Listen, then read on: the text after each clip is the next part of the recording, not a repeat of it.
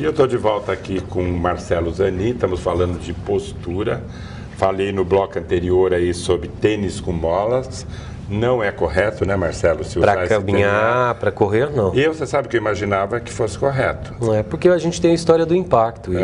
Por isso que a tendência é que se pense, preciso amortecer. Mas espera aí, nós caminhamos, nós temos uma estrutura, principalmente na região do calcâneo, um sistema de amortecedor no próprio pé, com arcos na região plantar, exatamente para isso.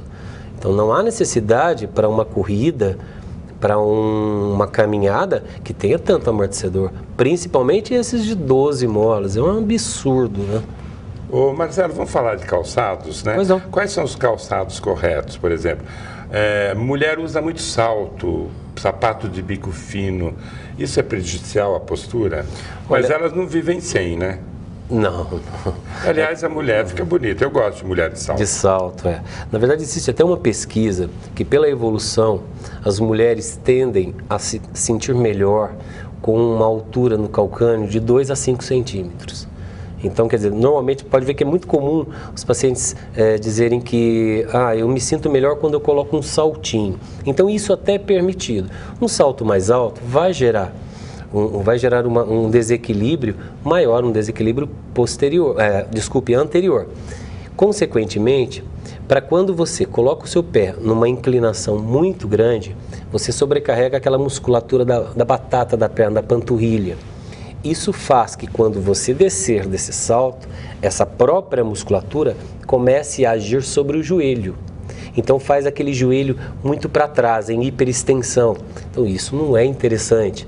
Mas eu sei que tem muitas bancárias, executivas que acabam utilizando, e próprias mulheres que adoram um salto maior. Que não desce do salto. Exatamente. Só para dormir, né? Mas sofrem consequências dessa altura. Com contínuo uso, com o passar dos anos, ela pode vir a ter problemas. Sem dúvida. Então o que a gente acaba aconselhando assim, então que pelo menos tenha uma educação para se alongar, pelo menos essa parte posterior da coxa, a panturrilha. Marcelo, vamos falar de um assunto que também eu acho que interessa ao nosso telespectador, quem tem filhos pequenos, em relação aos tamanhos e aos pesos das mochilas, né? Isso pode trazer problema na coluna, não pode? Sem dúvida, quer dizer, hoje a Organização Mundial de Saúde tem como o peso médio 10% do peso da criança, né? Que seria o peso da mochila. E isso é um tabu muito grande, né? Porque, assim, na verdade, eu acho que deveria ter uma conscientização não só dos pais, e eu aí posso falar de carteirinha, porque tenho 3 filhos, e quando se pede para tirar um livro de dentro da mochila, não posso, porque hoje eu vou utilizar. Então, até a escola da minha filha teve um bom senso, eu achei muito interessante, de ter um espaço na escola, como se fosse um armarinho para cada criança. Porque a criança guardar lá. Isso é interessante, a criança não utiliza uma mochila tão pesada, porque eles querem levar todos os para montar. Criança ficar puxando mochila no carrinho. Mochilinha também. Melhor? Nesse sentido, sim. Né?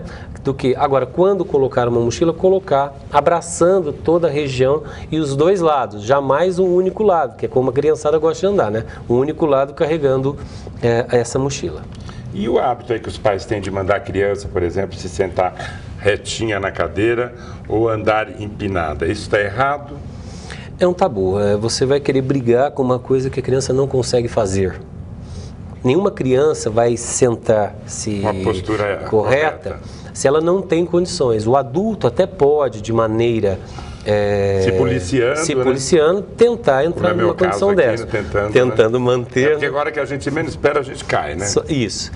Então, com a criança, para uma criança que não se senta corretamente, que adora sentar com uma perna embaixo da outra, a tendência é que essa criança já tenha alguma alteração. Aquilo, ela é uma busca do conforto. E quando a gente acaba solicitando senta direito, na verdade a criança vai ficar por 2 minutos, se conseguir, daqui a pouco ela volta à posição anterior. Por quê? Porque ela vai buscar o conforto. Então existe um desequilíbrio. Pode parecer até iniciando um grande desequilíbrio postural, mas já existe. E pode ser em diversos aspectos, até mesmo mastigatório, aspecto ocular, que nós falamos, alterações do crânio. Quer dizer, todas essas alterações podem fazer com que essa criança, que ao sentar não se senta corretamente, tem alguma alteração. Marcelo, hoje todo mundo, de certa maneira, tem dor em algum lugar, né? E é normal as pessoas recorrerem a anti-inflamatórios, ou seja, se automedicam, né? O que você tem a dizer sobre isso? Eu, por exemplo, estou com uma dor aqui no tornozelo, né? A primeira coisa que eu pensei hoje pela manhã, eu falei, eu vou tomar um anti-inflamatório, porque eu devo ter torcido. Eu sei que não é correto, muitas vezes resolve, outras vezes não. Quem medica é o médico, isso tem que deixar bem claro, né? Ninguém, nem fisioterapeuta, nem o paciente deve se medicar, isso está claro. Então, quem dá o medicamento correto para aquela queixa é o médico. Então, dessa maneira, as farmacinhas que nós temos, que os pais acabam tendo em casa, que qualquer dorzinho que tenha, vai lá e toma um remédio, isso é errado, se não tem indicação médica. Outra coisa que acontece muito é o paciente ter dores do corpo inteiro e sair do ortopedista ou outro especialista em dores com um diagnóstico de fibromialgia, né? Parece que todo mundo está com fibromialgia, né? O que é afinal essa doença e como que se faz um diagnóstico desses? Olha, primeiro existem 18 pontos no corpo, né, simétricos, que é onde normalmente o reumatologista, que é o profissional da área, para estar realizando esse tipo de diagnóstico.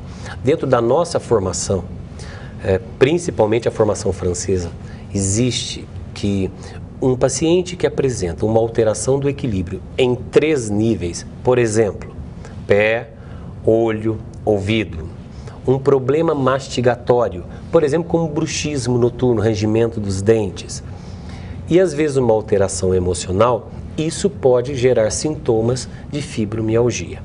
Bom, essa fibromialgia vai gerar essa dor por todo o corpo, por quê na visão dos franceses? Porque o corpo está em desequilíbrio, ele tem que se autoajustar. Nesse autoajuste é que você vai gerar pontos de tensão na busca desse equilíbrio. Marcelo, essa história de acordar com dores e botar a culpa no colchão, né? O colchão tem papel importante, por exemplo, na postura ou nas dores? Sem dúvida, o colchão de boa qualidade ele é fundamental. Porque a gente dorme no mínimo 6, 8 horas por noite, né? Quer dizer, uma boa parte da vida a gente passa no colchão, né? Sem dúvida, e um colchão de boa qualidade, seja quem prefira de espuma ou de mola, que seja de boa qualidade. Hoje as camas estão maravilhosas, que aqueles colchões king size. Exatamente, mas hoje já existe até, para casais, áreas específicas de densidade para o marido, se é muito diferente o peso da esposa do marido, existe já essa diferenciação. Então, o colchão tem que ser de boa qualidade. A mulher é magro, um é gordo, outro é magro. Hoje já existe essa diferenciação, já consegue você colocar dentro da densidade adequada para cada um. Lógico que se você vai deitar no colchão que você dorme todas as noites e nunca sente nada, se uma noite qualquer você deita e ao acordar está com dor, você não pode culpar esse colchão. Aí é o segredo. E que muitos pacientes acham que está na hora de trocar o colchão. Mas caramba, até ontem eu não estava sentindo dor ao acordar. Por que hoje? Durante a noite, você tem algumas atividades. Por exemplo, das 7 às 9 da manhã, dentro da medicina chinesa, que eu não sou especialista, mas que a gente tem conhecimento, é a ação do estômago. Então você tem uma hiperatividade. Outra coisa, o fígado durante a madrugada também tem uma ação importante. Então, se você, por exemplo, ao jantar, comer um excesso de queijo, por exemplo, durante a noite você vai ter uma alteração dessa digestão. Pela manhã é possível, e muito possível, que você acorde com uma sensação de torcicolo. E você vai achar que é o travesseiro. Mas só naquela noite que aquele colchão não estava bom, então é por aí.